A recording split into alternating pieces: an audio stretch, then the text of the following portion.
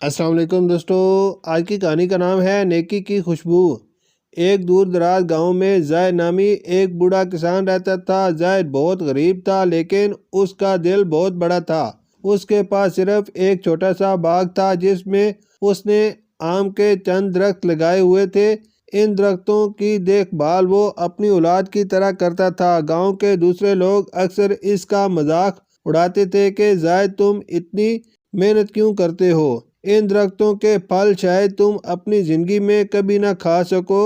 زاہد ہمیشہ مسکرا کر جواب دیتا، بیٹے ہم ان درختوں کے پھل کھا رہے ہیں جو ہمارے بڑوں نے لگائے تھے، اور میں یہ اس لیے لگا رہا ہوں کہ تاکہ آنے والی نسلیں ان سے فیض حاصل کر سکیں۔ ایک دن ایک مسافر اس گاؤں سے گزر رہا تھا۔ وہ بہت تھکا ہوا تھا اور اسے شدید پیاس لگی ہوئی تھی۔ گاؤں کے کئی امیر لوگوں کے گھروں کے سامنے سے وہ گزرا لیکن کسی نے اسے پانی تک نہ پوچھا۔ آخرکار وہ زاہد کے باغ کے پاس پہنچا۔ زاہد نے جب ایک اجنبی کو پریشان دیکھا تو فوراً اسے سایہ دار درخت کے نیچے بٹھایا اور ٹھنڈا پانی پیش کیا۔ اس نے اپنے پاس موجود سادہ سی روٹی بھی اس مسافر کے ساتھ بانٹ کر کھائی۔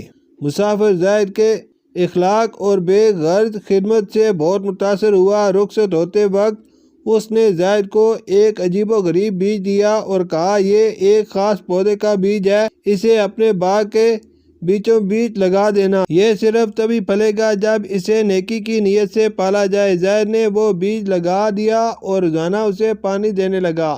کچھ ہی عرصے میں وہاں ایک خوبصورت پودا نکل آیا جس کے پتے چاندی کی طرح چمکتے تھے اور اس پر ایسے پھول کھلتے جن کی خوشبو پورے گاؤں میں پھیل گئی۔ حیرت کی بات یہ تھی کہ اس پودے کے قریب جاتے ہی لوگوں کے دلوں سے کینہ اور نفرت ختم ہونے لگی۔ جو لوگ ایک دوسرے سے لڑتے تھے وہ اس خوشبو کے زیر اثر آ کر ایک دوسرے کو گلے لگانے لگے۔ گاؤں کے وہ لوگ جو پہلے زاہد کا مذاق اڑاتے تھے اب اس کے پاس آ کر معافی مانگنے لگے اور نیکی کے کاموں میں اس کا ہاتھ بٹانے لگے۔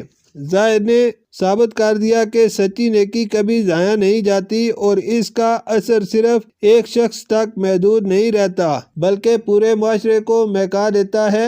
اس دن سے اس گاؤں کا نام خوشبو والا گاؤں پڑ گیا، جہاں ہر شخص دوسرے کی مدد کے لیے ہمہ وقت تیار رہتا تھا۔ سبق: نیکی کا بدلہ ہمیشہ نیکی ہی ہوتا ہے اور بے غرض خدمت وہ خوشبو ہے جو کبھی ختم نہیں ہوتی۔ شکریہ۔